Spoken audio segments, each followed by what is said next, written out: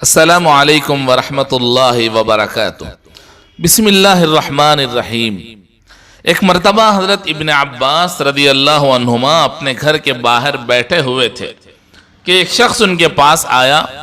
نہ جانے کیا بات ہوئی تھی کہ بہت غصے میں بھرا ہوا تھا۔ اس نے آتے ہی حضرت ابن عباس رضی اللہ عنہما کو برا بھلا کہنا شروع کیا۔ رسول کریم صلی اللہ علیہ وسلم کی تعلیم تھی کہ مسلمان غصے کو ضبط کریں اور اشتعال کے بجائے حلم سے کام لیں اور زیادتی کرنے والوں کے ساتھ زیادتی نہ کریں۔ اس لیے حضرت ابن عباس رضی اللہ عنہما اس کی باتیں سنتے رہے اور کوئی جواب نہیں دیا۔ بعض لوگ ایسے ہوتے ہیں کہ دوسروں کو غصہ دلا کر خوش ہوتے ہیں، اور اگر وہ غصہ نہ ہو تو انہیں بہت برا معلوم ہوتا ہے۔ چنانچہ حضرت ابن عباس رضی اللہ عنہما نے جب اس کے برا بھلا کہنے کا بالکل برا نہ مانا اور اس کا کوئی جواب نہیں دیا تو وہ اور مشتعل ہو گیا اور گالیوں پر اتر آیا۔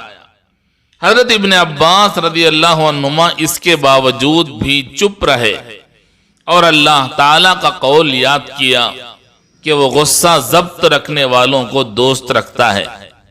وہ شخص یہ دیکھ کر کہ حضرت ابن عباس رضی اللہ عنہما اس کی کسی بات کا جواب نہیں دے رہے ہیں، شدید احساس کمتری میں مبتلا ہوا اور اسے محسوس ہوا کہ حضرت ابن عباس رضی اللہ عنہما نے اسے اور اس کے غصے کو ذرا بھی اہمیت نہیں دی ہے۔ چنانچہ حد درجے مشتعل ہو کر وہ زیادہ بدتمیزی کرنے لگا۔ غصہ مذہبی، اخلاقی اور نفسیاتی ہر اعتبار سے ایک بری چیز ہے۔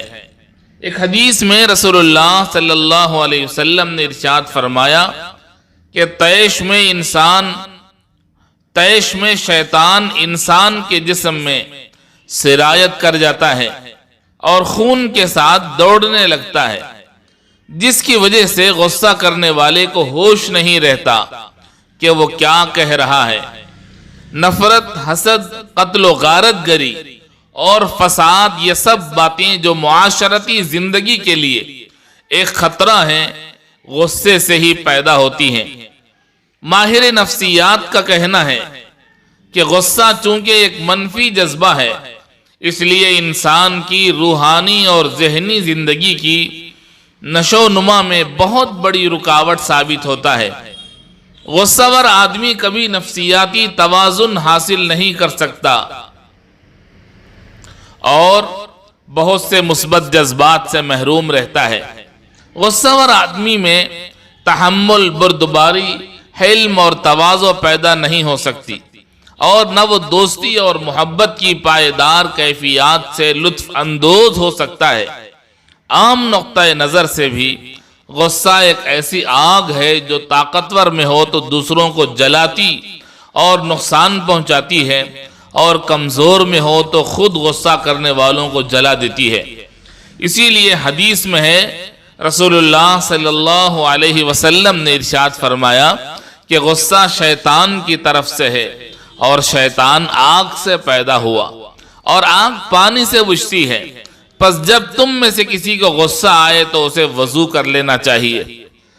معزز سامعین، ماہرین نے لکھا ہے کہ غصہ ور آدمی کی روزمرہ زندگی خود بھی سکون سے نہیں گزرتی، اور اس سے تعلق رکھنے والے بھی تکلیف اٹھاتے ہیں۔ ایک غصہ ور دکاندار اپنے گاہکوں کے لیے مصیبت ہوتا ہے تو یہ غصہ ور گاہک دکاندار کے لیے پریشانی کا ذریعہ ہے۔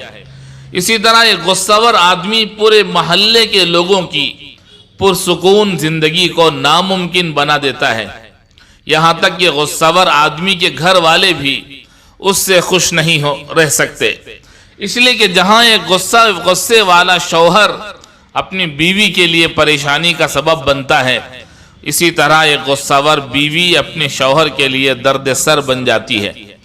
اسی لیے کہا جاتا ہے کہ غصہ ور آدمی خود بھی جلتا ہے اور دوسروں کو بھی جلاتا ہے، اور پورے ماحول میں ناخوشی اور تکلیف کی لہریں پھیلا دیتا ہے۔ الغرض، حضرت ابن عباس رضی اللہ عنہما نے جب یہ دیکھا کہ اس شخص کا غصہ بڑھتا ہی جا رہا ہے تو اپنے خادم اکرمہ کو آواز دی۔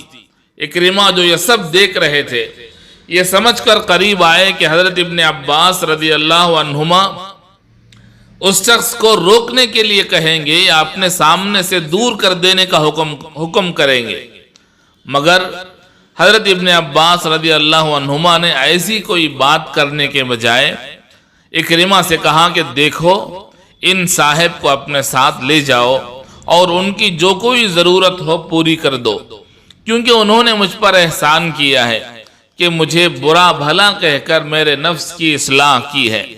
اکرمہ نے کہا حضرت انہوں نے تو آپ کو گالیاں دی ہیں۔ حضرت ابن عباس بولے اگر میں گالیوں کا مستحق تھا تو انہوں نے ٹھیک کہا، اگر مستحق نہیں تھا تو میرا کچھ نہیں بگڑا، البتہ ان کی نیکیاں میرے نام لکھی گئیں۔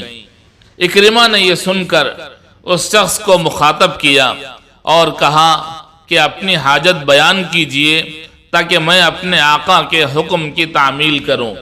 وہ شخص جو اب تک اتنے غصے میں تھا حضرت ابن عباس رضی اللہ عنہما کا یہ سلوک دیکھ کر خاموش ہو گیا، اور جب اکرمہ نے اس کی حاجت پوچھی تو سر جھکا کر سوائے شرمندگی ظاہر کرنے کے اور کچھ نہ کر سکا۔ اسی لیے کہا جاتا ہے کہ غصے کو ضبط کرنا بہت بڑی نیکی ہے۔